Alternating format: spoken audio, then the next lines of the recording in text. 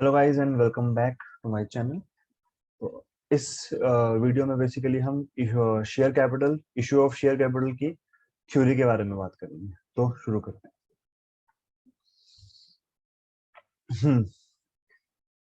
Issue of share capital या accounting for share capital basically company accounting की starting है। यहाँ से कंपनी के अकाउंट्स जो मेंटेन होते हैं वो शुरू होते हैं। तो इनिशियल जो थ्योरी आएगी या मोस्टली जो थ्योरी होगी वो कंपनी के आसपास ही रहेगी।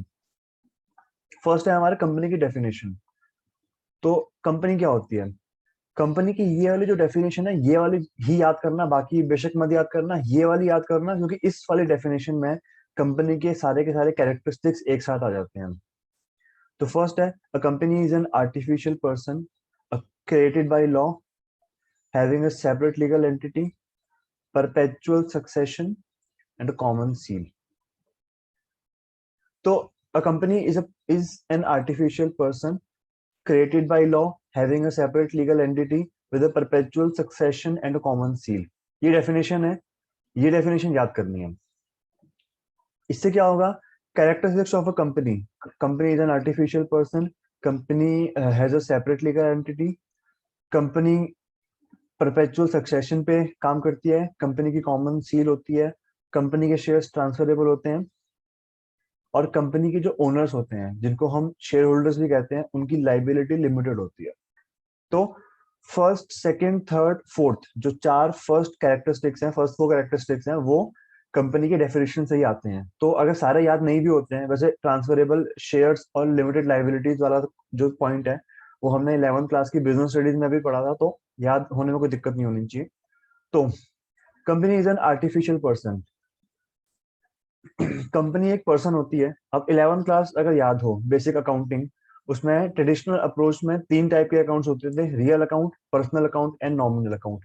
पर्सनल अकाउंट में दो होते थे, तीन होते थे ज्यादा, नेचुरल पर्सनल, आर्टिफिशियल पर्सनल और रिप्रेजेंटेटिव। तो आर्टिफिशियल पर्सनल अकाउंट्स वो होते थे जो अकाउंट्स, जो पर्सन्स, मतलब एक्चुअल में पर्सन तो होते थे लेकिन आर्टिफिशियल पर्सन होते थे, एक्चुअल ह्यूमन बीइंग नहीं होते थे वो। जैसे कि कंपनी हो गई, गवर्नमेंट हो गई, एलआईसी वगैरह हो गई, गवर्नमेंट की जो ऑर्गेनाइजेशन होती हैं, कंपनी हो गई, पार्टनरशिप फर्म हो गई। तो ये सारे के सारे पर्सन तो होते हैं, बट सिंस ये एक्चुअल में एग्जिस्ट नहीं करते हैं, मतलब जिंदा नहीं होते हैं, नेचुरल नहीं होते, इसलिए इनको आर्टिफिशियल पर्सन कहते हैं। तो एक कंपनी आर्टिफिशियल पर्सन होती है। सेपरेट लीगल एंटिटी, कंपनी की सेपरेट लीगल एंटिटी होती है, मतलब कंपनी अपने ओनर से अलग होती है। कंपनी अलग है, ओनर्स अलग है। परपेचुअल सक्सेशन, मतलब किसी भी ओनर की या किसी भी मैनेजर की डेथ के होने से कंपनी पे कोई फर्क नहीं पड़ेगा, कंपनी चलती रहेगी हमारी। पार्टनरशिप में क्या था, अगर आपका एग्रीमेंट नहीं हो रखा और आपके किसी भी एक पार्टनर की डेथ हो जाए, कोई भी एक पार्टनर इंसॉल्वेंट हो जाए, तो उससे क्या होता था, आपकी फर्म बंद हो जाती थी, आपको फर्म को, अपनी फर्म को बंद करना होता था अगर एग्रीमेंट नहीं है तो। एग्रीमेंट है तो उसके हिसाब से चलते थे हम। बट यहाँ पे कंपनी के केस में किसी ओनर की डेथ से, किसी मैनेजर की डेथ से या किसी भी ओनर के इंसॉल्वेंट होने से कंपनी की लाइफ पे, कंपनी पे कोई फर्क नहीं पड़ेगा। बेसिकली कंपनी हमारी तब भी चलती रहेगी। कॉमन सील, कंपनी की एक कॉमन सील होती है, मतलब एक सिग्नेचरी मान लो या फिर उसके स्टैंप मान लो। जब भी कंपनी, जब भी कोई कॉन्ट्रैक्ट होता है कंपनी के बिहाफ पे, तो कंपनी की सील लगती है, कंपनी की स्टैंप लगती है उसके ऊपर। तो कंपनी का एक खुद का स्टैंप होता है, एक सिग्नेचर बोलते हैं, एग्जैक्ट सिग्नेचर नहीं होता लेकिन कंपनी के खुद के सिग्नेचर्स होते हैं, जो कि हर बार यूज होते हैं जब कंपनी किसी एग्रीमेंट में या किसी कॉन्ट्रैक्ट में आती है। तो ट्रांसफरेबल शेयर्स, कंपनी के शेयर्स ट्रांसफरेबल होते हैं। To be exact, public company के शेयर्स ट्रांसफरेबल होते हैं, प्राइवेट कंपनी के भी होते हैं लेकिन इजीली ट्रांसफरेबल नहीं होते हैं। And last is limited liability of the owners. तो ओनर्स की कंपनी में लिमिटेड लाइबिलिटी होती है, जितना उनका पैसा देना होता है उतना ही देंगे, उसके आगे एक पैसा नहीं देना होता। नेक्स्ट है टाइप्स ऑफ कंपनीज। तो यहाँ पे तीन टाइप्स ऑफ कंपनीज लिखी हैं, वैसे तो बहुत टाइप की होती है, गवर्नमेंट कंपनीज भी एक टाइप की कंपनी होती है, ठीक है, नॉट फॉर प्रॉफिट कंपनीज भी होती हैं तो वो भी एक टाइप की होती हैं। तो टाइप्स ऑफ कंपनीज में तीन है, first is public company, second is private company and third is one person company. One person company का जो कॉन्सेप्ट है वो अभी रिसेंटली इंट्रोड्यूस हुआ है, 2013 जो कंपनीज एक्ट, 2013 में जब कंपनीज एक्ट को चेंज किया गया था। 2013 से पहले हम इंडियन कंपनीज एक्ट 1956 पढ़ते थे, वो 2013 में आके पूरा का पूरा चेंज कर दिया। और तब लेके आए थे 1% कंपनी का कॉन्सेप्ट। 2013 वाले एक्ट में जो प्रॉपर अमेंड हुआ था उसमें और भी काफी चेंजेस करे गए हैं, जैसे कि हम अब शेयर्स को जो है वो डिस्काउंट पे इशू नहीं कर सकते हैं, तो वो आगे देखेंगे हम। टाइप्स ऑफ कंपनी, तीन टाइप की कंपनी होती है, public company, private company, 1% company. Public company वो कंपनी होती है जो कि पब्लिक को शेयर्स दे सकती है, पब्लिक को शेयर्स डिस्ट्रीब्यूट कर सकती है या उनसे फंड रेज कर सकती है। प्राइवेट कंपनी वो कंपनी होती है जो कि पब्लिक से फंड रेज नहीं कर सकती है। और 1% कंपनी में सिंगल ओनर होता है। नॉर्मली अगर हम कंपनी के बारे में पढ़ते थे पहले, तो कंपनी में हम बोलते थे दो या दो से ज्यादा बंदे, मतलब दो एटलीस्ट पर्सन चाहिए कंपनी फॉर्म करने के लिए। तो वहां पे 1% कंपनी में ये कॉन्सेप्ट ब्रेक होता है। 1% कंपनी में सिंगल पर्सन ही कंपनी का ओनर होता है। तो first is public company. Public company वो कंपनी होती है जो कि एक तो प्राइवेट कंपनी नहीं है। देखो लॉ में बेसिक ये लिखा हुआ है, a public company is a company which is not a private company. ठीक है, लॉ में एग्जैक्टली ये भी नहीं लिखा हुआ, लॉ में ये लिखा हुआ है कि a public company is a company which is registered under the Indian companies act 2013। जो भी एंटिटी, जो भी बिजनेस इंडियन कंपनीज एक्ट 2013 के अंडर रजिस्टर हो रखा है वो एक कंपनी मानी जाती है। एक नॉर्मल कंपनी की डेफिनेशन जो कि लॉ में लिखी गई है एग्जैक्टली। तो पब्लिक कंपनी वो कंपनी होती है जो कि प्राइवेट कंपनी नहीं होती है। प्राइवेट कंपनी वो कंपनी होती है जो कि रिस्ट्रिक्ट, जिनको रिस्ट्रिक्शंस होती है कि वो अपने शेयर्स पब्लिक को नहीं दे सकते हैं, पब्लिक से फंड रेज नहीं कर सकते हैं, और इवन खुद के शेयर्स ट्रांसफर करना इजी नहीं होता है। कर सकते हैं लेकिन रिस्ट्रिक्ट करते हैं उसको, रिस्ट्रिक्शंस लगाते हैं वहां पे कि इजीली ट्रांसफरेबल ना हो। पब्लिक कंपनी में शेयर्स इजीली ट्रांसफरेबल होते हैं, प्राइवेट कंपनी में नहीं होते हैं। पब्लिक कंपनी पब्लिक से पैसा रेज कर सकती है, प्राइवेट कंपनी पब्लिक से पैसा रेज नहीं कर सकती है। पब्लिक कंपनी में मिनिमम 7 मेंबर्स चाहिए होते हैं, मैक्सिमम की कोई लिमिट नहीं होती है। प्राइवेट कंपनी में मिनिमम 2 पर्सन चाहिए होते हैं, मैक्सिमम 200 चाहिए होते हैं। 200 से ज्यादा आप ओनर्स कंपनी के नहीं रख सकते हो। पब्लिक कंपनी में मिनिमम 3 डायरेक्टर्स होते हैं, मैक्सिमम 15 हो सकते हैं। प्राइवेट कंपनी में मिनिमम 2 होते हैं, मैक्सिमम 15 होते हैं। तो ये 1 2 3 याद कर लो। 1% कंपनी में मिनिमम 1 डायरेक्टर, प्राइवेट कंपनी में मिनिमम 2 डायरेक्टर्स, और पब्लिक कंपनी में मिनिमम 3 डायरेक्टर्स। यहाँ पे लिखा हुआ है ये रहा। 1% कंपनी मिनिमम 1 डायरेक्टर, मैक्सिमम तीनों में सेम है, 15 15 15। तो डायरेक्टर्स की बात करें, 1% कंपनी में मिनिमम 1 मैक्सिमम 15, प्राइवेट में मिनिमम 2 मैक्सिमम 15, पब्लिक में मिनिमम 7 और 3 मैक्सिमम 15। ठीक है, next, can transfer shares freely. Public company में शेयर्स फ्रीली ट्रांसफरेबल होते हैं, प्राइवेट कंपनी में फ्रीली ट्रांसफरेबल नहीं होते हैं। Public company can invite and accept deposit from public, public से पैसा रेज कर सकती है। Private company can not invite and accept deposit from public, private company पैसा रेज नहीं कर सकती है। तो ये डिफरेंस भी है इनमें, पब्लिक कंपनी, प्राइवेट कंपनी और 1% company. 1% company, the companies act 2013 defines the 1% company as company which has only 1% as member. जिस पर्सन में सिर्फ 1% मेंबर होगा वो कंपनी 1% कंपनी कहलाती है। 1% company is the extension of sole proprietorship with limited liability. अगर business forms of business organisation 11th class की हम बात करें, तो हम इनिशियल 3 फॉर्म्स की बात करते थे, सोल प्रोप्राइटरशिप, पार्टनरशिप और हिंदू अनडिवाइडेड फैमिली। इन तीनों में कॉमन क्या था कि इन तीनों में अनलिमिटेड लाइबिलिटी होती थी।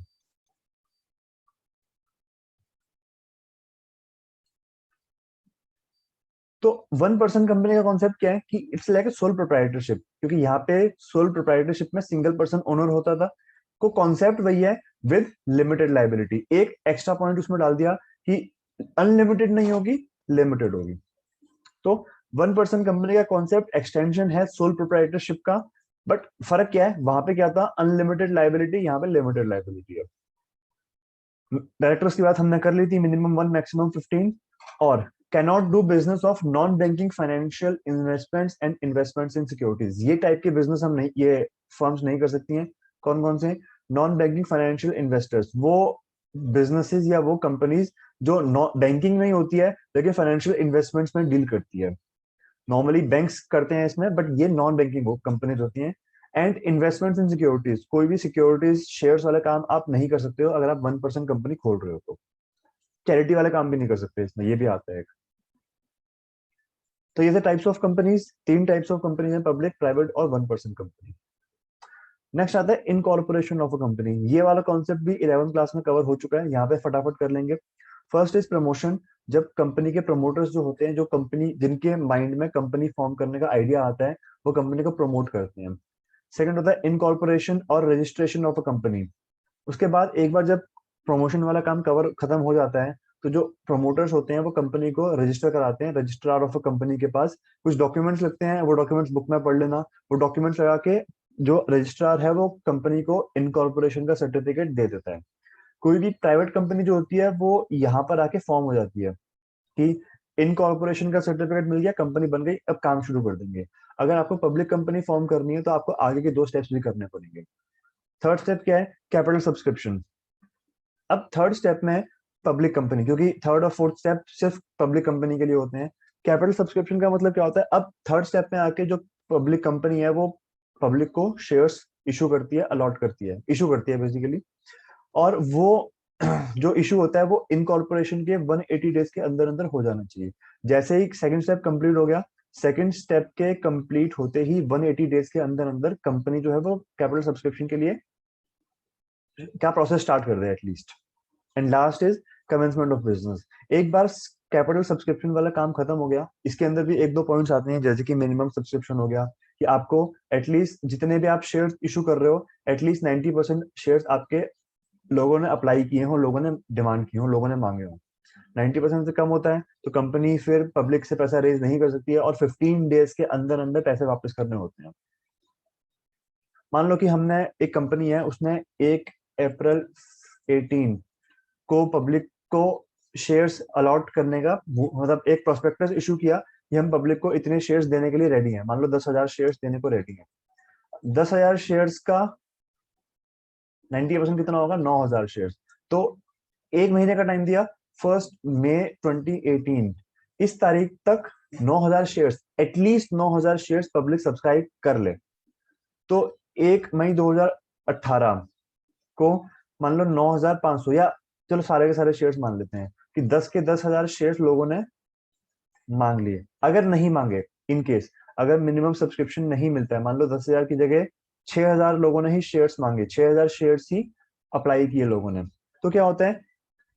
इस तारीख को, इस तारीख के होते ही, जैसे ही हमको पता चला कि मिनिमम सब्सक्रिप्शन हमको नहीं मिला है, इस तारीख से 15 दिन के अंदर अंदर, 15 डेज के अंदर अंदर हमको पैसे रिफंड करने होते हैं।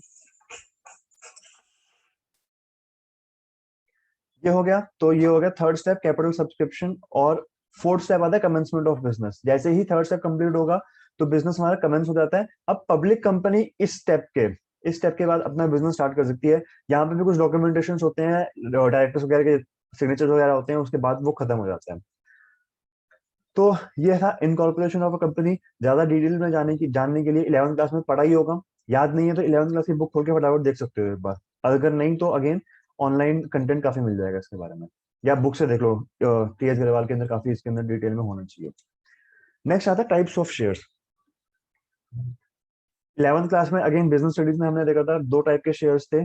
First is preference shares, second is equity shares. Equity shares के बारे में नेक्स्ट पेज पे है, इक्विटी शेयर्स ये रहे। तो दोनों के बारे में पढ़ते हैं एक बार।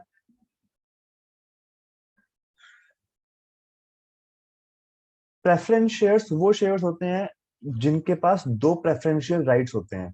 कौन कौन से राइट्स होते हैं? राइट ए और राइट बी, पढ़ते हैं इसके बारे में। इक्विटी शेयर्स वो होते हैं जिनके पास ये प्रेफरेंशियल राइट्स नहीं होते हैं, या ये कहें कि इक्विटी शेयर्स वो होते हैं जो प्रेफरेंस शेयर्स नहीं होते हैं। मतलब अगेन रिवर्स वाली जो वो होते हैं कि प्रेफरेंस शेयर्स जिनके पास 2 प्रेफरेंशियल राइट्स हैं, इक्विटी शेयर्स वो जिनके जो प्रेफरेंस शेयर्स नहीं होते हैं। तो प्रेफरेंस शेयर्स के पास कौन कौन से राइट्स होते हैं? फर्स्ट राइट होता है right to receive dividend before it is paid to equity shares. Equity share से पहले डिविडेंड जो है वो प्रेफरेंस शेयर होल्डर्स को मिलता है। सेकंड प्रेफरेंशियल राइट क्या है? Right to receive repayment of capital on the winding up of the company. Company की जब वाइंड अप हो रही होती है, मतलब कंपनी जब बंद हो रही होती है, तो इक्विटी शेयर होल्डर से पहले प्रेफरेंस शेयर होल्डर्स की कैपिटल को वापस किया जाता है। अगर पैसे बचते हैं तो इक्विटी वालों को पैसे मिलते हैं, अदरवाइज उनको पैसे नहीं मिलते हैं। तो प्रेफरेंस शेयर होल्डर्स के पास ये 2 प्रेफरेंशियल राइट्स होते हैं इक्विटी शेयर्स के कंपैरिजन में, कि इक्विटी शेयर से पहले डिविडेंड मिलेगा, और कंपनी अगर बंद हो रही है तो इक्विटी शेयर से पहले कैपिटल की रीपेमेंट होगी। तो अगर प्रेफरेंस शेयर्स को इतने राइट्स मिल रहे हैं, दो दो राइट्स मिल रहे हैं, और इक्विटी शेयर से बेटर राइट्स मिल रहे हैं, तो कंपनीज जो है वो प्रेफरेंस शेयर्स क्यों नहीं इशू करती हैं आज के टाइम पे? दो रीजन है। पहला रीजन ये, या पब्लिक जो है वो इक्विटी शेयर्स परचेज करना प्रेफर करती है as compare to preference shares. Reason क्या है? फर्स्ट रीजन ये है कि प्रेफरेंस शेयर्स पे, मोस्टली प्रेफरेंस शेयर्स पे फिक्स्ड इंटरेस्ट, फिक्स्ड डिविडेंड होता है, कि मान लो 18, मान लो 12% बोल दिया, तो डिविडेंड उतना ही मिलेगा। इक्विटी शेयर्स में डिविडेंड फिक्स नहीं होता है, तो अगर कंपनी को प्रॉफिट्स किसी भी ईयर में ज्यादा हो रहे हैं, तो इक्विटी शेयर्स वालों, इक्विटी शेयर होल्डर्स को फिर डिविडेंड ज्यादा मिलता है। अगर प्रॉफिट्स कम हो रहे हैं तो उनको कम मिलेगा। तो जनरली कहते हैं बिजनेस में अगर रिस्क ज्यादा होता है तो रिवॉर्ड भी ज्यादा होता है। तो मेन जो रिस्क होता है ना, वो इक्विटी शेयर्स लेते हैं, प्रेफरेंस शेयर्स रिस्क नहीं लेते हैं। प्रेफरेंस शेयर्स का फिक्स डिविडेंड होता है, उनको हर साल उतना मिल ही जाना है। दिक्कत मतलब बात आती है इक्विटी शेयर्स में, क्योंकि इक्विटी शेयर्स में रिस्क होता है, बट रिस्क ज्यादा लिया है, तो अगर किसी ईयर में कंपनी को ह्यूज प्रॉफिट्स हो गए, तो उस साल प्रेफरेंस शेयर्स को कम फायदा होगा as compare to equity. Equity share holders को उस टाइम पे ज्यादा फायदा होगा। तो रिस्क ज्यादा है तो रिटर्न भी ज्यादा है। ये हो गया। तो प्रेफरेंस शेयर्स के पास दो राइट्स होते हैं, बट तब भी प्रेफरेंस शेयर्स कम प्रेफर किए जाते हैं, क्योंकि फर्स्ट पॉइंट फिक्स डिविडेंड होता है। दूसरा पॉइंट जो है वो ये है कि डिवेंचर्स एक तरह का लोन होता है, एक तरह का सर्टिफिकेट होता है, एक तरह का इंस्ट्रूमेंट होता है जो कि कंपनी इशू करती है लोन लेने के लिए पब्लिक से। तो डिवेंचर्स और प्रेफरेंस शेयर में ज्यादा कोई फर्क नहीं है, बस ये शेयर्स हैं, ये लोन है बैंक से, मतलब बैंक से नहीं एग्जैक्टली, पब्लिक से पैसा रेज किया तो पब्लिक से लिया हुआ लोन है। दोनों में 90% कोई फर्क नहीं है, बस ये शेयर्स हैं, वो लोन है, ये फर्क है बस, और कोई फर्क नहीं है। क्योंकि फिक्स्ड इनकम दोनों में ही होती है, डिवेंचर्स में भी फिक्स्ड इनकम होती है, प्रेफरेंस शेयर्स में भी फिक्स्ड इनकम होती है।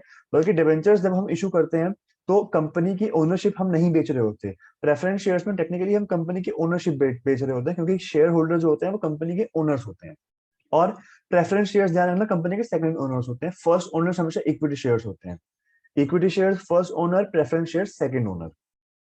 तो सिंस यहाँ पे ये दो मेन पॉइंट्स हैं कि डिबेंचर्स और प्रेफरेंस शेयर्स में ज्यादा कोई फर्क आज के टाइम में रह नहीं गया है, और प्रेफरेंस शेयर्स पे फिक्स डिविडेंड मिलता है, इसीलिए आज के टाइम पे इक्विटी शेयर्स ज्यादा प्रेफर किए जाते हैं as compare to preference shares. ये दोनों में डिफरेंस है।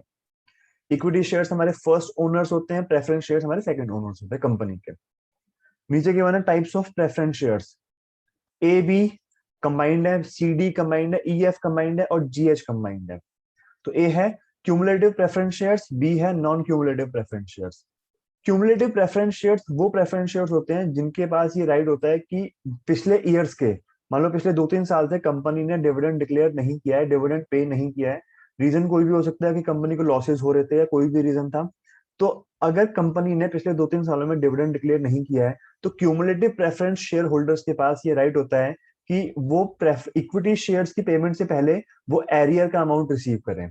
Carry the right to receive arrears of dividend, previous years के जो डिविडेंड कंपनी ने नहीं पे किए थे, वो इक्विटी शेयर्स की करंट ईयर की डिविडेंड से पहले इनको मिल जाएंगे। फिर तो सुन लो एक बार, प्रीवियस ईयर्स के जो डिविडेंड कंपनी ने डिक्लेयर नहीं किए थे या कंपनी ने पे नहीं किए थे, वो करंट ईयर में आके पहले इनको पेमेंट होगी, उसके बाद अगर पैसे बचेंगे तो इक्विटी शेयर होल्डर्स को डिविडेंड दिया जाएगा, अदरवाइज नहीं दिया जाएगा उनको। तो क्यूमुलेटिव प्रेफरेंस शेयर्स एक राइट कैरी करते हैं, राइट लेके चलते हैं कि एरियर्स ऑफ डिविडेंड, जो कि पिछले कई कुछ सालों के डिविडेंड अगर कंपनी ने नहीं पे किए होंगे, तो इक्विटी शेयर्स की पेमेंट से पहले उनको वो एरियर्स मिलेगा, कि पिछला बकाया पहले मिलेगा, उसके बाद आगे पेमेंट जाएगी इक्विटी शेयर्स को। क्यूमुलेटिव प्रेफरेंस शेयर्स के पास ये राइट होता है। तो अगर हम बात कर रहे हैं नॉन क्यूमुलेटिव की, तो उनके पास वो राइट नहीं होता है, वो नॉर्मल प्रेफरेंस शेयर्स होते हैं। तो non cumulative preference shares do not carry the right to receive arrears of dividend before it's paid to equity shares. तो ये नॉन क्यूमुलेटिव प्रेफरेंस शेयर जो होते हैं वो ये राइट कैरी नहीं करते हैं। Next is participating preference shares और नॉन पार्टिसिपेटिंग प्रेफरेंस शेयर्स। यहाँ लिखा हुआ है carry the right to participate in the remaining profits after distribution of dividend to the equity shares. पहली बात, पॉइंट यहाँ पर ये है कि कोई भी कंपनी पूरा का पूरा प्रॉफिट डिस्ट्रीब्यूट नहीं करती है। कंपनी हमेशा कुछ प्रॉफिट सेव करके रखती है, बचा के रखती है फ्यूचर के लिए, तो उसको बोलते हैं रिटेन्ड अर्निंग्स।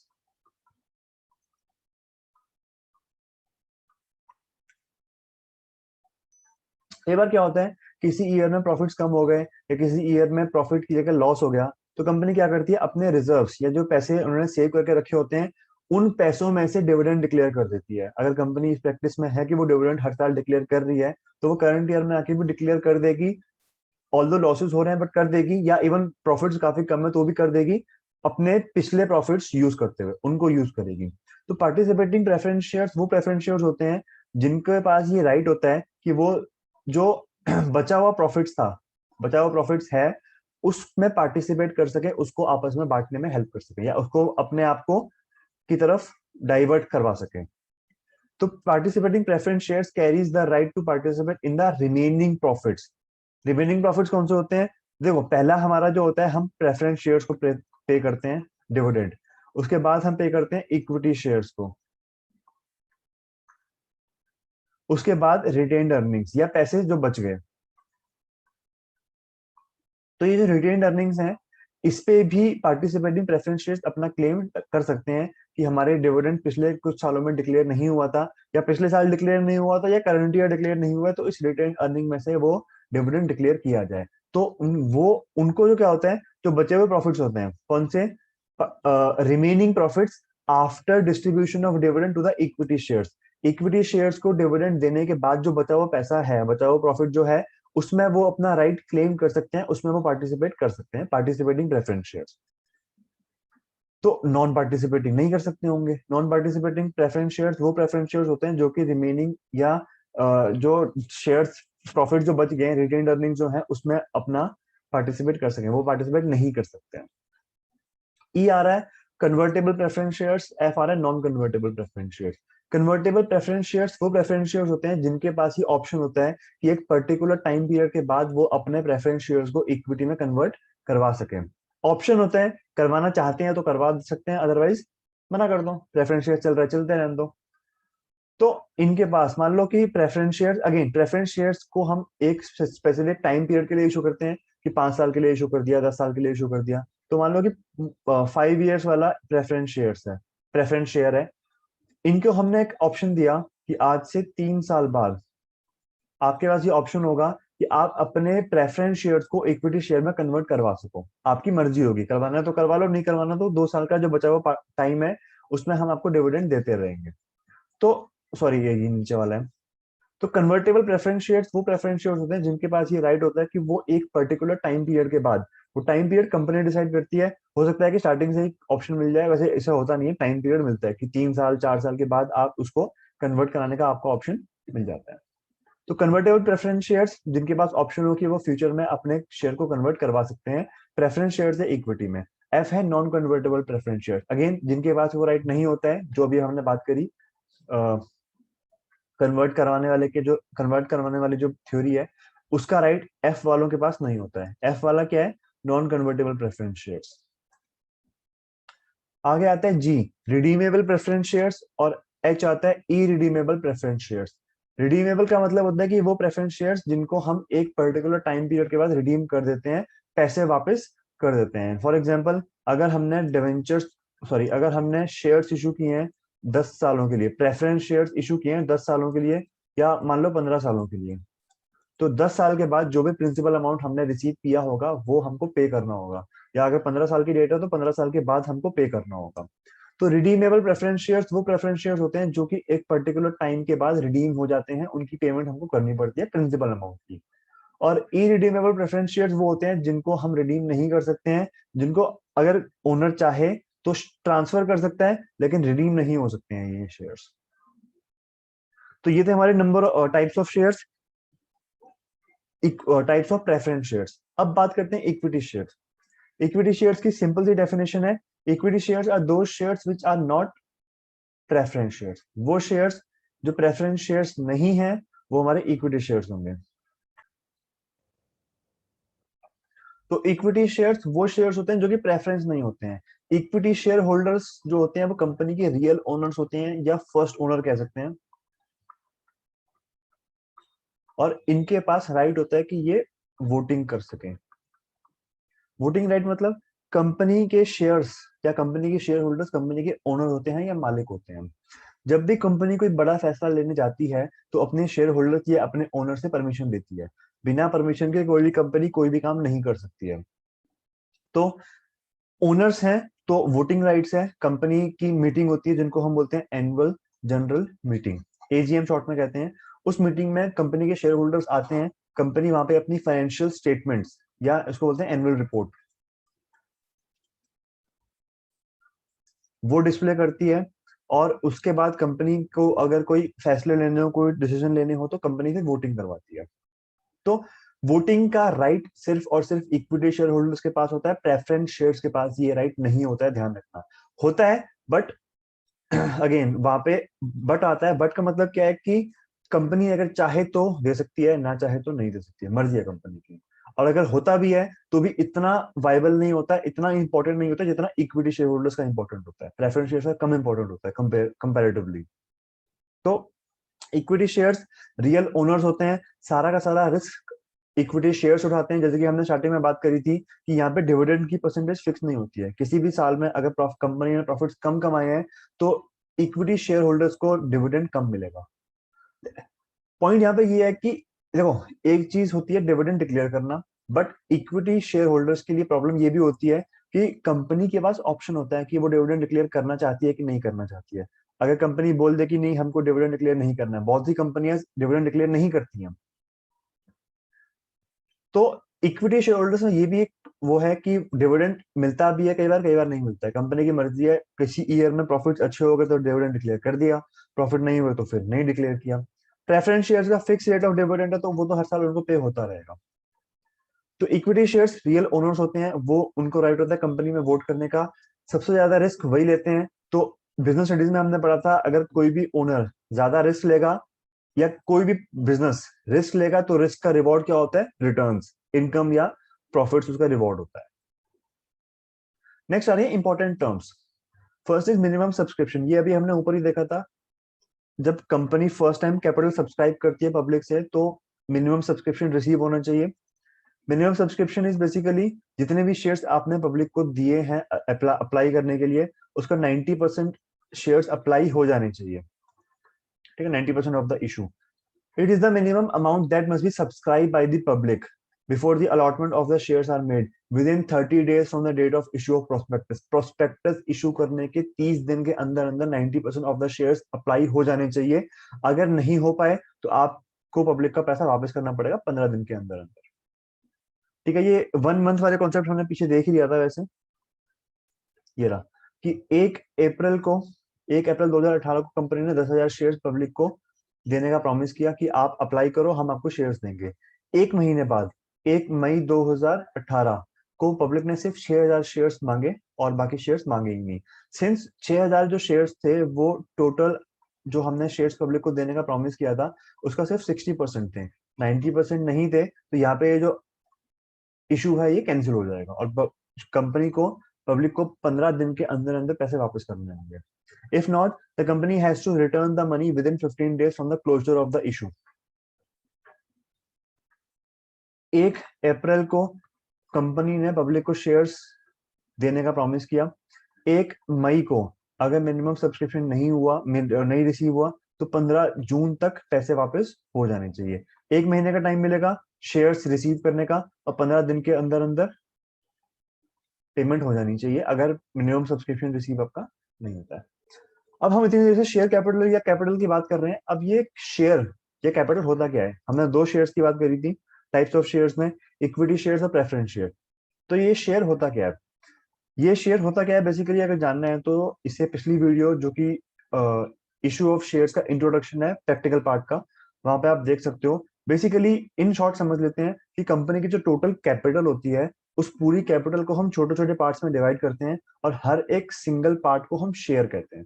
और ये शेयर पब्लिक कंपनी जो होती है वो पब्लिक को बेच सकती है इन एक्सचेंज ऑफ मनी, पैसों के बदले।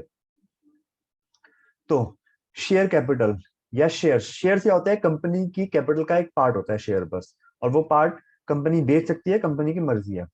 शेयर कैपिटल क्या होता है? Capital raise by issue of shares is called share capital.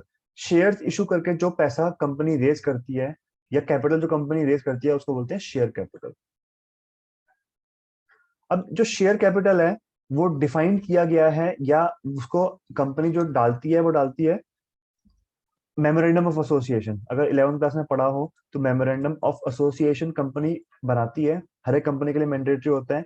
एक तरह से समझ लो कंपनी का संविधान है, ये कॉन्स्टिट्यूशन है कंपनी का। कंपनी कैसे चलेगी, कंपनी के क्या क्या रूल्स एंड पॉलिसी, ऐसे रूल्स एंड पॉलिसी तो नहीं आते हैं इसमें, बट कंपनी की मिनिमम रिक्वायरमेंट्स क्या क्या होंगी वो यहाँ पर आती हैं। इसके अंदर 6 क्लॉज होते हैं।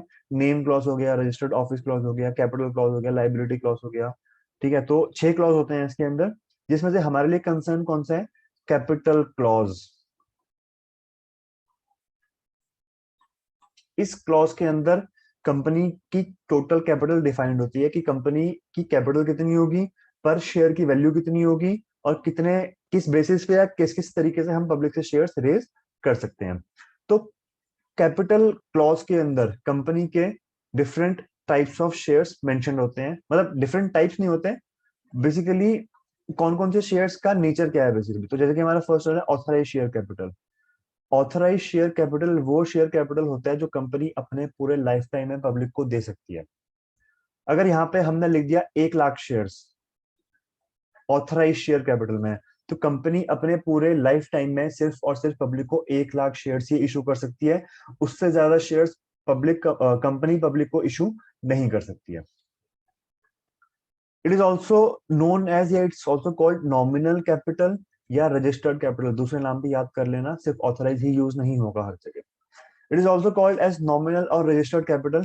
It is the maximum amount of capital a company can issue on its lifetime. अपनी पूरी जिंदगी में इतने ही शेयर्स कंपनी इशू कर सकती है ना, मतलब इससे ज्यादा शेयर्स कंपनी इशू नहीं कर सकती है। इससे कम करेगी चलेगा, यहां तक पहुंच गए चलेगा, इसके आगे कंपनी नहीं बढ़ सकती है। और ये कहाँ पे लिखा होता है, अभी बताया मैंने, मेमोरेंडम ऑफ एसोसिएशन में लिखा होता है ये। ऑब्वियसली कंपनी इसको ऑल्टर कर सकती है, कंपनी इसको चेंज कर सकती है, बट फिर 3/4 मेजोरिटी चाहिए होती है। अभी हमने बात करी थी मीटिंग की कि इक्विटी शेयर होल्डर्स के पास वोटिंग राइट होता है और एनुअल जनरल मीटिंग में वोटिंग होती है। तो अगर कंपनी ने जितना ऑथराइज शेयर कैपिटल लिखा हुआ है, कंपनी उस लेवल तक पहुंच चुकी है, उस नंबर तक पहुंच चुकी है, और कंपनी बट आगे चाहती है कि कंपनी और शेयर्स इशू करे, तो एजीएम में कंपनी के डायरेक्टर्स, कंपनी का चेयरमैन ये प्रपोजल लेके आ सकता है कि हम अपनी मेमोरेंडम ऑफ एसोसिएशन में कैपिटल क्लॉज को अमेंड कर रहे हैं, कैपिटल क्लॉज को चेंज कर रहे हैं। हमने 1 लाख शेयर्स वहां पे लिखा हुआ था पहले, क्योंकि इनिशियली हमको लगा था कि शायद इतने शेयर्स इशू करने की नौबत ना आए, बट सिंस अब हमने इतने शेयर्स इशू कर दिए हैं, हमको और शेयर्स पब्लिक को इशू करने हैं, तो इसको हम चेंज कर रहे हैं 1 लाख से 3 लाख पे। इस पे वोटिंग होगी। वोट कौन करेंगे, इक्विटी शेयर्स वोट करेंगे। 2 टाइप के रेजोल्यूशन होते हैं। फर्स्ट होता है ऑर्डिनरी रेजोल्यूशन, सेकंड होता है special resolution. Ordinary resolution ordinary कामों के लिए होता है, छोटे मतलब छोटे मोटे तो नहीं, बट ऑर्डिनरी जो नॉर्मल बिजनेस के काम होते हैं, और ये चल जाता है 51% की वोटिंग से। कोई भी रेजोल्यूशन जो ऑर्डिनरी है और उसमें 51% लोग रेडी हो गए, 51% शेयर होल्डर्स रेडी हो गए, तो वो जो रेजोल्यूशन है वो पास हो जाता है। एग्जाम्पल, हम मान लो कि जो हमारे चेयरमैन था उसको, या जो हमारा डायरेक्टर था उसको हम एक पोस्ट आगे लेके जा रहे हैं, तो अप्रूवल चाहिए। 51% शेयर होल्डर्स अगर उस चीज के लिए रेडी हो गए कि हाँ भाई ये बंदा काम करने में सही है, इसको प्रमोशन मिलना चाहिए, तो उसको प्रमोशन मिल जाएगा। 51% से कम वोटिंग होती है उसके फेवर में, तो फिर वो रेजोल्यूशन फेल हो जाएगा, उसको हम साइड में कर देंगे, वो खत्म हो गया। स्पेशल रेजोल्यूशन होते हैं जो कंपनी के अंदर काफी बड़े चेंज होते हैं, और उसके लिए स्पेशल रेजोल्यूशन पास करना होता है, मतलब 75% या 2/3 मेजोरिटी। 75% शेयर होल्डर्स अगर उस चीज के लिए एग्री करेंगे तो ही वो चीज चेंज होगी, तो ही वो चीज एग्जीक्यूट होगी, अदरवाइज वो चीज एग्जीक्यूट नहीं होती है। जैसे कि ये ऑथराइज शेयर कैपिटल चेंज करना, स्पेशल रेजोल्यूशन के बिना ये पॉसिबल नहीं है। अगर 75% से ज्यादा शेयर होल्डर इस चीज के लिए रेडी हो जाते हैं कि हाँ भाई ठीक है आपको इशू करने हैं, कर सकते हो, तो ही कंपनी इसको अमेंड करेगी, तो ही कंपनी इसको चेंज करेगी, अदरवाइज कंपनी इसको चेंज नहीं कर सकती। कंपनी के पास और कोई तरीका नहीं है। फिर कंपनी शेयर्स इशू नहीं करेगी, फिर कंपनी लोन लेगी, चाहे डिवेंचर इशू करे, चाहे पब्लिक डिपॉजिट से ले, चाहे फिर बैंक से लोन ले। तो मेमोरेंडम ऑफ एसोसिएशन के अंदर ऑथराइज शेयर कैपिटल मेंशन होती है, और कंपनी इसको ऑल्टर कर सकती है, कंपनी इसको चेंज कर सकती है। सेकंड आता है इशूड शेयर कैपिटल। अब ऑथराइज शेयर कैपिटल का वो पार्ट जो कंपनी आज इशू कर रही है पब्लिक को, वो शेयर्स होते हैं इशूड शेयर कैपिटल। जैसे कि हमने बोला कि कंपनी का ऑथराइज शेयर कैपिटल या नॉमिनल कैपिटल या रजिस्टर्ड कैपिटल 1 लाख शेयर्स है। कंपनी अपने पूरे लाइफ स्पैन में 1 लाख शेयर ही इशू कर सकती है। उन 1 लाख में से आज हम 15,000 शेयर पब्लिक को इशू कर रहे हैं, तो ये क्या हो जाएगा, इशूड शेयर कैपिटल की ऑथराइज का वो पार्ट।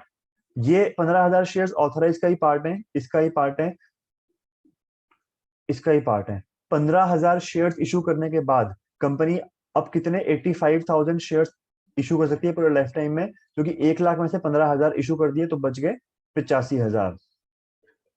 ठीक है, तो इशूड शेयर कैपिटल वो पार्ट होता है ऑथराइज का जो कंपनी आज पब्लिक को इशू करने के लिए विलिंग है या रेडी है।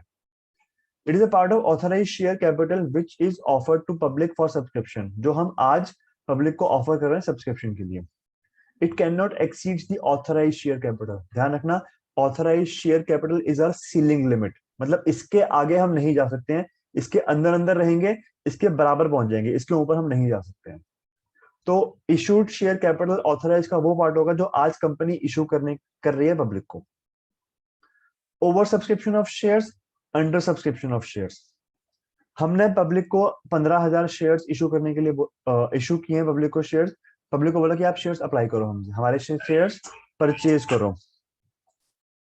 तो 15,000 शेयर्स हमने पब्लिक को ऑफर किया कि वो पर आगे हमसे शेयर्स मांगो, हमसे मतलब हमसे शेयर्स हम इशू करने के लिए रेडी हैं। इन 15,000 शेयर्स के बदले पब्लिक, हमारी कंपनी काफी रिनोन कंपनी है, कंपनी के मालिक हमारे या कंपनी का एक मेजर इन्वेस्टर रतन टाटा है। रतन टाटा, मुकेश अंबानी, जो ये बड़े बड़े नाम ही जाने माने नाम होते हैं, तो इनके नाम सुनते ही लोग ऑटोमेटिकली इन्वेस्टमेंट करने के लिए रेडी हो जाते हैं, कंपनी के शेयर्स परचेज करने के लिए रेडी हो जाते हैं। तो हमारी कंपनी बढ़िया कंपनी है, बहुत बड़ी कंपनी है। हम आज पब्लिक को 15,000 शेयर्स देने के लिए रेडी हैं। पब्लिक ने मांग लिए 85,000 शेयर्स, इतने हम दे सकते हैं, इतने पब्लिक हमसे मांग रही है। 85 तो खैर यहीं से कॉपी कर लिया, कुछ और नंबर ले लेते हैं, मान लो 60,000 शेयर्स। तो 15,000 shares we are willing to pay, we are willing to provide. Public ने कितने मांग लिए, 60,000 शेयर्स। इतने शेयर्स हम नहीं दे सकते हैं। अगर प्रोस्पेक्टस एक बार प्रिंट हो गया, प्रोस्पेक्टस में एक बार हमने लिख दिया कि हम 15,000 शेयर्स देने के लिए रेडी हैं, तो उसको हम चेंज नहीं कर सकते हैं। तो अगर हम 15,000 शेयर्स पब्लिक को देने के लिए विलिंग है और 15 पब्लिक हमसे 60,000 शेयर्स मांगती है, तो ये सिचुएशन है ओवर सब्सक्रिप्शन की, कि शेयर्स ये जो हमारा इशू है वो ओवर सब्सक्राइब्ड हो गया है। अंडर सब्सक्रिप्शन इसका उल्टा हो गया, कि अगर हमारी कंपनी नई कंपनी है, रिनोन कंपनी नहीं है, और लोग हमारी कंपनी में इन्वेस्ट करने में इंटरेस्टेड ज्यादा नहीं है, हमने पब्लिक को 15,000 शेयर्स इशू करने के लिए बोला या सब्सक्राइब करने के लिए बोला, पब्लिक ने मांगे 8,000 शेयर्स बस। तो ये क्या हो गया, अंडर सब्सक्रिप्शन ऑफ शेयर्स। इस केस में अगर ये हमारा कंपनी बन रही है, कंपनी जब फॉर्म कर रही है उस टाइम पे होता, तो मतलब यहाँ पे क्या है कि मिनिमम सब्सक्रिप्शन रिसीव नहीं हुआ है। उसके लिए फिर क्या करना होता है, अगर मिनिमम सब्सक्रिप्शन रिसीव नहीं हुआ तो ऊपर जाके दोबारा देख लो उसमें कि 15 दिन के अंदर अंदर पैसे वापस करने होते हैं। बट अगर मिनिमम सब्सक्रिप्शन रिसीव हो गया है और आज से कुछ सालों के बाद कंपनी दोबारा शेयर्स इशू करती है, उस केस में दोबारा से मिनिमम सब्सक्रिप्शन रिसीव करने की रिक्वायरमेंट नहीं है। ये सिर्फ फर्स्ट टाइम होती है जब कंपनी फॉर्म हो रही होती है, उस टाइम पे रिक्वायरमेंट होती है मिनिमम सब्सक्रिप्शन की, उसके आगे कोई रिक्वायरमेंट नहीं होती है इसकी। तो ओवर सब्सक्रिप्शन, अगर पब्लिक शेयर हमसे ज्यादा मांग ले जितने हम पब्लिक को देने के लिए विलिंग है। अंडर सब्सक्रिप्शन, अगर पब्लिक हमसे शेयर्स कम मांग ले जितने शेयर्स हम पब्लिक को देने के लिए विलिंग है। तो over subscription, shares are said to be oversubscribed when the number of shares that is applied for, मतलब जितने शेयर्स पब्लिक ने मांगे हैं हमसे, is more than the number of shares that are offered to the for the subscription. Under subscription of shares, under subscription refers to the number of shares subscribed by the public is lower than the number of shares offered by the company. जितने shares company देने के लिए willing है उससे कम shares public ने मांगे, that is over under subscription of the shares. 7th आ रहा है रिजर्व कैपिटल, इसके बारे में आगे भी शायद आएगा। Reserve capital is a part of uncalled share capital of an unlimited company which can be called only in case of winding up of the company. Unlimited company वो शेयर कैपिटल जो नहीं मंगवाती है अपने शेयर होल्डर से, वो होता है reserve capital. क्यों नहीं मंगवाती, अभी नहीं मंगवा दी है, लेकिन जब कंपनी वाइंड अप हो रही होगी, जब कंपनी बिक रही होगी, कंपनी बंद हो रही होगी, तो उस टाइम पे हम पब्लिक से ये पैसा रेस करेंगे ताकि हमको हेल्प मिल जाए थोड़ी। तो ये अनकॉल्ड शेयर कैपिटल होती है, हम पब्लिक से ये पैसा हम मतलब हम एंटाइटल्ड है मांगने के लिए, हमारा हक है वो, लेकिन हम नहीं मांगते हैं क्योंकि हम कंपनी के वाइंडिंग अप के टाइम मांगेंगे और उस टाइम उस पैसे को यूज करेंगे। तो रिजर्व कैपिटल कंपनी कभी भी कॉल नहीं करती है अनलेस कंपनी वाइंडिंग अप की सिचुएशन में है या कंपनी बंद हो रही है हमारी। 8 पॉइंट है कैपिटल रिजर्व, दोनों में फर्क है। रिजर्व कैपिटल और कैपिटल रिजर्व सेम नहीं होते हैं। रिजर्व कैपिटल अभी हमने देखा, कैपिटल रिजर्व इज जनरली बस प्रॉफिट का एक पोर्शन होता है जो कि कंपनी यूज नहीं कर सकती है, और वो डिविडेंड में डिक्लेयर करने के लिए भी अवेलेबल नहीं होता है। दो टाइप के रिजर्व होते हैं, general reserve and capital reserve. General reserve general profit से बनता है, मतलब profit and loss account, net profit से बनता है बेसिकली, छोटे रेवेन्यू प्रॉफिट से बनता है। कैपिटल रिजर्व कैपिटल प्रॉफिट से बनता है। एग्जाम्पल, एसेट बेच के पैसे मिले, वो पैसे हमने बिजनेस में लगाने की जगह उसका हमने रिजर्व बना दिया, तो कौन सा रिजर्व हो गया? कैपिटल रिजर्व हो गया। क्यों? क्योंकि एसेट बेच के पैसे मिले हैं, वो हो गया कैपिटल रिजर्व। नेक्स्ट हमारा आता है इशू ऑफ शेयर्स। दो टाइप के इश्यूज होते हैं, public issue, private issue. Public issue of shares, अगर कोई भी company, public company to be specific, public को शेयर्स डायरेक्टली बेच दी है तो वो होता है पब्लिक इशू। आईपीओ या एफपीओ के through. IPO stand for initial public offering and FPO stand for further public offering. मतलब first time, very first time जब कंपनी पब्लिक को शेयर इशू कर रही है तो वो आईपीओ बोलते हैं। उसके बाद second time, third time, fourth time issue कर रही है तो उसको हर बार एफपीओ बोलेंगे। तो public issue of shares means issuing shares to the general public for subscription of shares. It can be in the form of IPO और FPO. Second is private placement of shares. Private placement में क्या होता है कि हम एक बंदे को बुलाते हैं, एक ऐसा बंदा जो कि बहुत रिच बंदा है, उसको बुलाते हैं, उसको अपनी कंपनी के बारे में पूरी इंफॉर्मेशन देते हैं और उसको बताते हैं कि हमको पैसों की रिक्वायरमेंट है, तो आप बीइंग अ रिच पर्सन या बीइंग अ वेल्दी पर्सन हमारे शेयर्स परचेज कर लो। उसके बदले, सिंस हमारी कंपनी का फ्यूचर काफी स्ट्रांग है, हमारे जो रेवेन्यू मॉडल्स है काफी प्रैक्टिकल है, काफी स्ट्रांग है, तो आपको इन फ्यूचर फायदा होगा ही होगा। वो पर्सन अगर विलिंग हो जाएगा, रेडी हो जाएगा शेयर्स परचेज करने के लिए, तो उसको हम बोलेंगे private placement of shares. Public के पास ना जाके हम एक बंद कमरे में एक बंदे से बात करते हैं, उसको शेयर्स अपने बेचते हैं हम, that is private placement of shares. Next is issue of shares at discount. ये इंपॉर्टेंट है क्योंकि 2013 से पहले शेयर्स हम इशू कर सकते थे डिस्काउंट पे, 2013 के बाद हम शेयर्स डिस्काउंट पे इशू नहीं कर सकते हैं। कर सकते हैं, लेकिन दो ही टाइप के शेयर्स हैं जो कि हम इशू कर सकते हैं, ये भी एमसीक्यू में आ सकता है। First is sweat equity shares. Sweat equity shares क्या होते हैं उसके बारे में आगे पढ़ेंगे, दोबारा आएगा ये सेम टर्म, दोबारा आएगी। सेकंड होते हैं फोरफिटेड शेयर्स।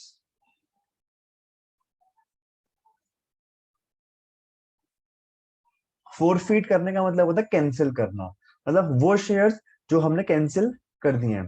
कैंसिल करने का रीजन क्या है? Non payment of calls.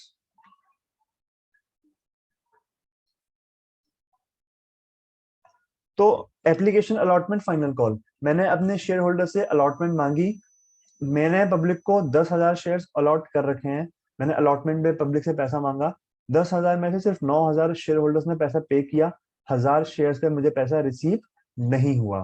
तो ये क्या है? Non payment of call. कोई भी कॉल हो सकती है, एप्लीकेशन भी हो सकती है, अलॉटमेंट भी हो सकती है, और नॉर्मल कॉल मनीज भी हो सकती है। तो 1,000 शेयर्स पे अलॉटमेंट नहीं रिसीव हुई हमको, तो हम उसके, हमारे पास एज ए कंपनी ऑप्शन है कि हम उसके शेयर्स कैंसिल कर सकते हैं, उसके शेयर्स फोरफिट कर सकते हैं। तो फोरफिटेड शेयर्स और स्वेट इक्विटी शेयर्स, सिर्फ ये दो टाइप्स ऑफ शेयर्स ऐसे हैं जिनको कंपनी डिस्काउंट पे इशू कर सकती है। अदर देन दैट कोई भी ऐसा शेयर नहीं है जिसको कंपनी डिस्काउंट पे इशू कर सके। नेक्स्ट आता है issue of shares at premium, section 52। तो issue of share at premium का मतलब क्या है?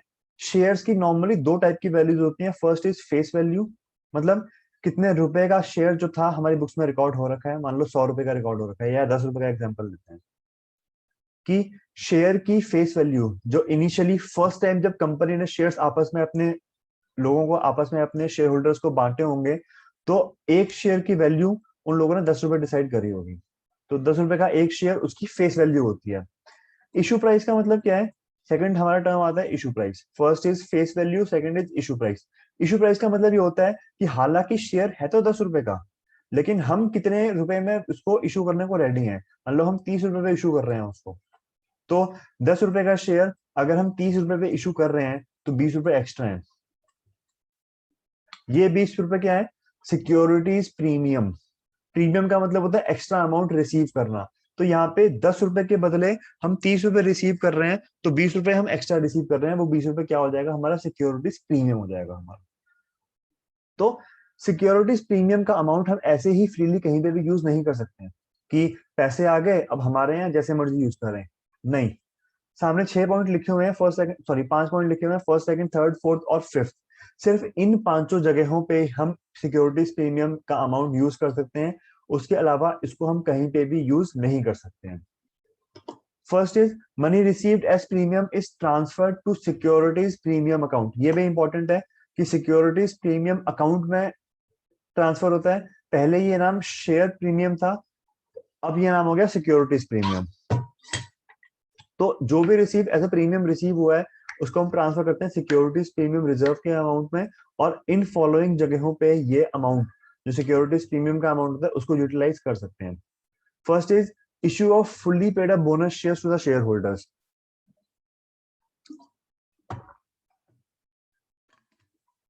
तो कंपनी अगर अपने शेयर होल्डर्स को बोनस शेयर इशू करना चाहती है, तो उन बोनस शेयर्स को इशू करने के लिए कंपनी इस सिक्योरिटीज प्रीमियम का अमाउंट यूज कर सकती है। तो ये हो गया first point, issue of fully paid up bonus shares. Second है writing off preliminary expenses of the company.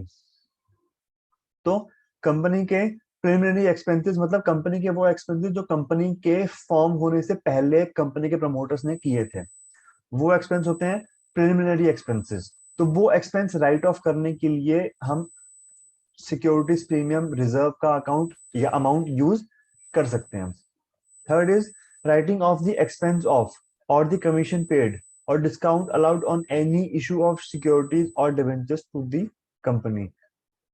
किसी भी कंपनी, कोई भी कंपनी जब डिवेंचर्स या शेयर्स इशू करती है, सिक्योरिटीज का मतलब शेयर्स होता है, मतलब इन जनरल शेयर्स होता है। तो जब भी कंपनी डिवेंचर या शेयर इशू करती है, तो कमीशन वगैरह अगर पे करी हो कंपनी ने, डिस्काउंट अगर कंपनी ने किसी को दिया हो, तो ये जो है वो इन डिस्काउंट्स को या इन कमीशंस को राइट ऑफ करने के लिए हम सिक्योरिटीज प्रीमियम का अमाउंट यूज कर सकते हैं, इसका अमाउंट यूज कर सकते हैं। फोर्थ पॉइंट आ रहा है providing for writing of premium payable on redemption of preference shares और डिवेंचर्स ऑफ द कंपनी। जब डिवेंचर्स जो हैं वो रिडीम हो रहे होते हैं, तो कई बार कंपनी जो है वो उसको वहां पे प्रीमियम इशू करती है। वो प्रीमियम फर्म के लिए लॉस होता है, एक्सपेंस होता है। तो वो लॉस या वो एक्सपेंस को राइट ऑफ करने के लिए हम सिक्योरिटीज प्रीमियम का अमाउंट यूज कर सकते हैं। And last is for by back of its own shares. Company कई बार क्या करती है कि अपने ही खुद के शेयर्स मार्केट से परचेज करती है और उनको कैंसिल कर देती है, ताकि उनके नंबर ऑफ शेयर्स मार्केट में कम हो जाए। रीजन कोई भी हो सकता है, क्यों किया, कैसे किया। कई बार कंपनियां जो होती हैं वो स्टॉक मार्केट को मैनिपुलेट करने के लिए ऐसा काम करती हैं कि अगर हम अपने खुद के शेयर्स परचेज कर लें, बहुत सारे बल्क में परचेज कर लें, तो हो सकता है लोग ये देखें कि यार एक कोई भी बंदा वहां पे, देखो नॉर्मली जब भी शेयर मार्केट में ट्रेडिंग करते हैं, तो कभी भी किसी सामने वाले बंदे का नाम नहीं आता है कि किससे परचेज कर रहे हैं, किसको सेल कर रहे हैं। तो जब लोग ये देखेंगे कि इस कंपनी की सेल अचानक से बढ़ गई, इस कंपनी के शेयर्स की सेल अचानक से बढ़ गई, तो लोग वहां पे इन्वेस्ट करना शुरू कर देते हैं। तो डिवेंचर्स या सिक्योरिटी प्रीमियम प्रेफरेंस शेयर जब इशू करते हैं, तो उस पर पे करने वाले प्रीमियम को राइट ऑफ हम यहाँ पे कर सकते हैं। सॉरी, हम फिफ्थ पॉइंट पे थे, buyback of its own share. तो कंपनी कई बार जब अपने शेयर्स बाईबैक करती है, तो उस पैसों को, उस शेयर्स को राइट ऑफ करने के लिए सिक्योरिटीज प्रीमियम रिजर्व का अमाउंट यूज कर सकती है। तो ये फॉलोइंग पॉइंट्स थे जहां जब कंपनी सिक्योरिटीज प्रीमियम का अमाउंट यूज कर सकती है, यूटिलाइज कर सकती है। लास्ट आ रहे हैं अदर इंपॉर्टेंट इंफॉर्मेशन। ये अदर टर्म्स में भी आ सकते हैं, लेकिन ये इसके बारे में इनसे ज्यादा इस पॉइंट से ज्यादा कोई ज्यादा इंफॉर्मेशन थी नहीं, तो इतना ही काफी है।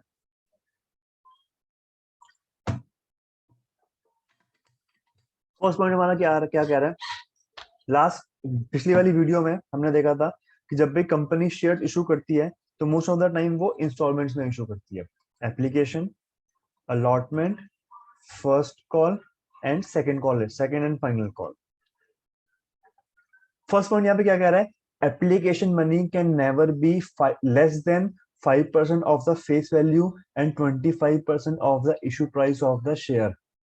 हमने अभी बात करी थी कि कंपनी का फेस वैल्यू और कंपनी का इशू प्राइस डिफरेंट हो सकता है। एक एग्जांपल लेते हैं। मान लो एक कंपनी जिसके शेयर्स की फेस वैल्यू 10 रुपए है, वो जो है वो पब्लिक को शेयर्स इशू कर रही है 18 रुपए पे। 10 रुपए का एक शेयर अगर 18 रुपए पे कंपनी इशू करेगी, तो 8 रुपए का कंपनी जो है वो सिक्योरिटीज प्रीमियम रिजर्व रिसीव कर रही है। 8 रुपए एक्स्ट्रा है यहाँ पे। तो जो एप्लीकेशन पे पैसे हम रिसीव करेंगे, दो कंडीशन है। पहली कि एप्लीकेशन का जो अमाउंट होगा वो फेस वैल्यू के 5% से कम नहीं हो सकता है, और इशू प्राइस के 25% से कम नहीं हो सकता है। तो इशू प्राइस 18 का 25% इस 4.5 रुपीज। तो एप्लीकेशन का जो अमाउंट है वो 4.5 से कम नहीं हो सकता है। बट यहाँ पे जरूरी नहीं है कि 4.5 रुपीज प्योर कैपिटल का अमाउंट हो। 8 रुपए का प्रीमियम है, 4.5 में मान लो 2 रुपए का प्रीमियम था, तो 2.5 जो थे वो कैपिटल के अमाउंट है, और जो 2 रुपीज एक्स्ट्रा अलग से था वो प्रीमियम का अमाउंट था। 18 में से 2 एप्लीकेशन पे रिसीव कर लिए प्रीमियम का अमाउंट, 2 अलॉटमेंट पे रिसीव कर लिया, 2 फर्स्ट कॉल पे, 2 फाइनल कॉल पे। ऐसे करके उसने 2 4 6 8 8 रुपए का प्रीमियम पर कॉल रिसीव करता गया वो।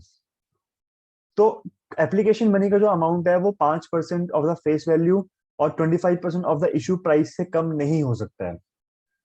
Second point, there must be a gap of at least 1 month between two calls. ये बात तो हमने इनिशियली देखी भी थी कि जब कंपनी जो है पब्लिक से पैसा मांगती है, चाहे वो एप्लीकेशन है, चाहे वो अलॉटमेंट है, चाहे वो कोई भी कॉल मनी है, नॉर्मली क्या होता है कि पब्लिक को टाइम मिल देती है कंपनी कि आपके पास 10 दिन का टाइम है, 20 दिन का टाइम है, 30 दिन का टाइम है।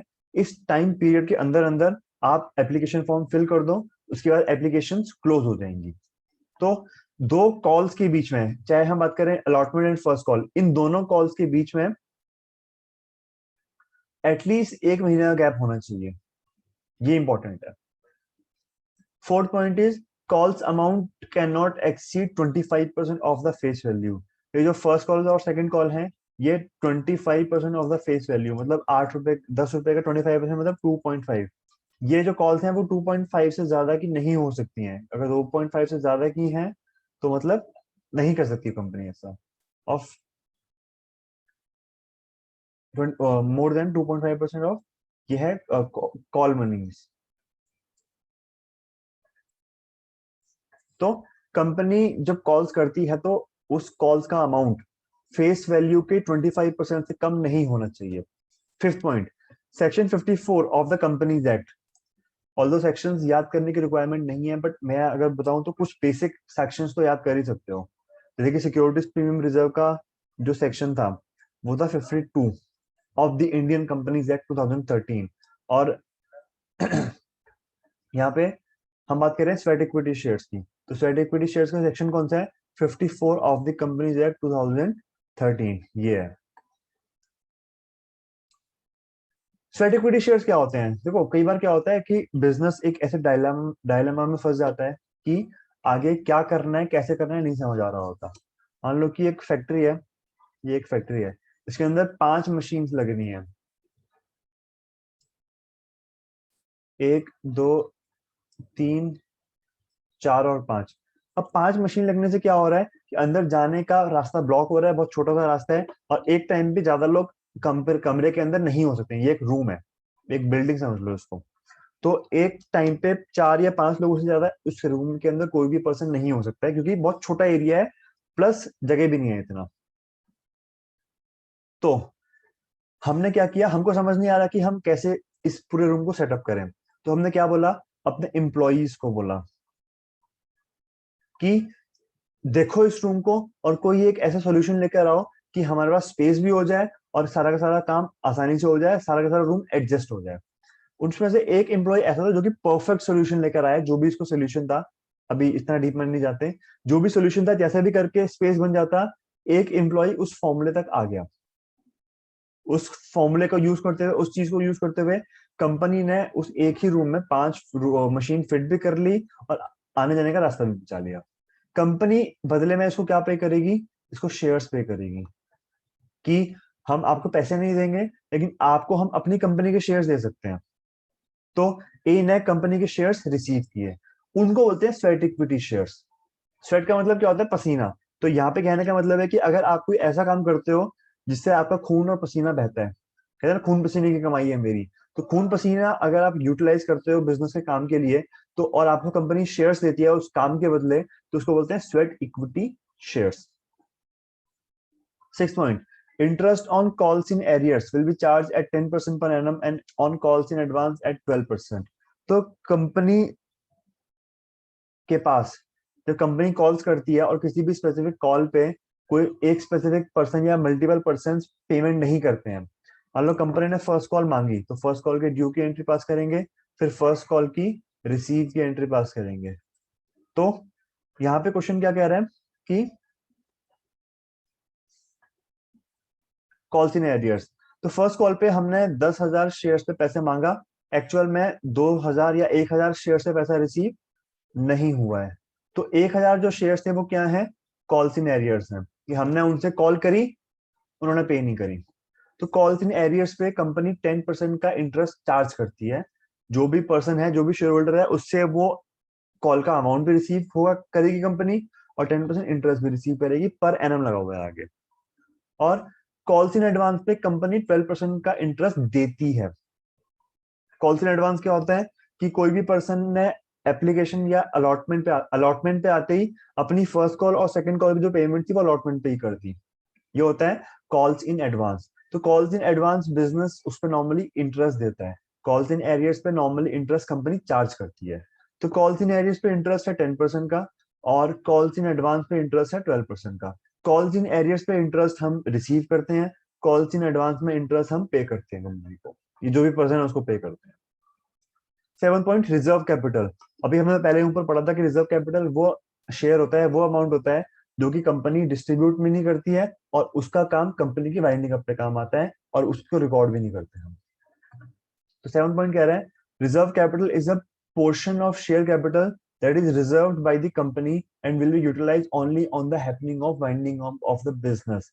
बिजनेस जब वाइंडिंग अप हो रहा है, बिजनेस जब बंद हो रहा है, उसी टाइम पे वो पैसे कंपनी मंगवाएगी, और उसी टाइम पे वो पैसे कंपनी यूज करेगी। Last is 8 point, the purpose of creating reserve capital is to assure security of unsecured creditors। तो रिजर्व कैपिटल हम बनाते हैं अनसिक्योर्ड क्रेडिटर्स को सिक्योर या अश्योर करने के लिए, सिक्योर बनाने के लिए या अश्योर करने के लिए। तो ये हो गए हमारे के सारे थ्योरेटिकल पॉइंट्स। आगे और भी है आई बिलीव। हाँ, दो बचे हुए 9th और 10th, फटाफट उसको भी कर लेते हैं। 9 पॉइंट इज कि if share holders are unable to pay their dues, अभी हमने वैसे देखा था फोरफीचर वाले में, the company can forfeit their shares if authorise by the articles of association. ये बात ध्यान रख लेना, ये बात भी आगे लिख लेना कि अगर आर्टिकल्स ऑफ एसोसिएशन कंपनी के जो हैं वो उनको परमिट करती है कि they can forfeit the shares, तो उसी केस में वो शेयर्स फोरफिट कर सकते हैं, अदरवाइज वो शेयर्स फोरफिट वो नहीं कर सकते। और फोरफिट का मतलब क्या होता है? शेयर्स कैंसिल करना, cancellation of shares.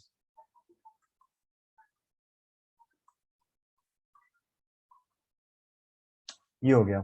And last is loss slash discount on री issue can not be more than profit on forfeiture. जब हम शेयर्स फोरफिट करते हैं तो हमारा आता है प्रॉफिट ऑन फोरफीचर।